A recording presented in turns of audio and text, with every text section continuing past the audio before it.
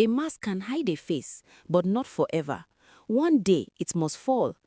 The whispers in Edenfield no longer hid in corners. They followed Grace everywhere.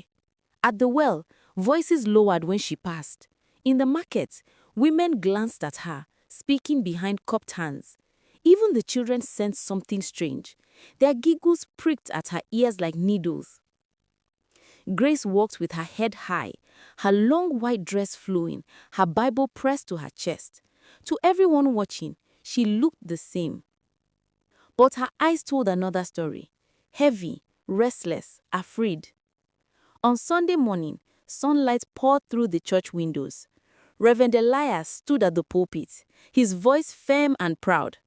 My daughter Grace is a testimony of holiness. She is the light for young women in this town. Look at her life and follow her example. The congregation clapped, but this time, the sound was hollow. A low murmur rippled through the pews. Some smiled politely, but others exchanged sharp looks. Grace felt their eyes, not with love, not with honor, but with suspicion. Her throat tightened, her knees shook. She clutched her hymn book so tightly her knuckles turned white. Inside her heart screamed, they know. Somehow, they know.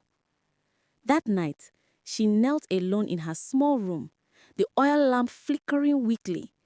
Tears streamed down her face as she whispered into the silence. Lord, how long can I keep hiding?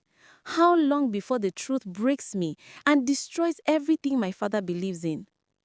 The whispers outside had grown into waves, and Grace knew her mask would not hold for much longer. The storm came on a Sunday morning.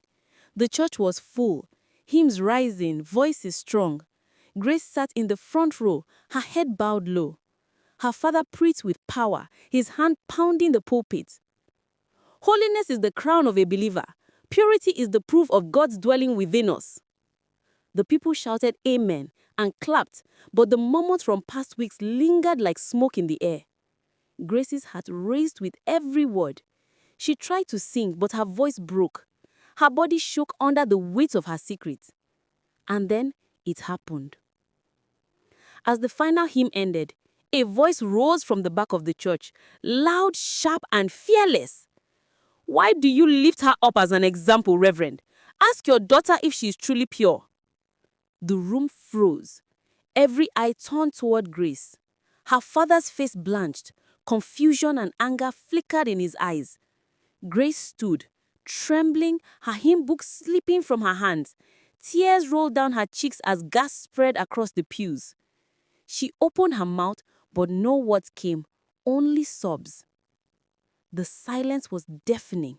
The mask had cracked before everyone.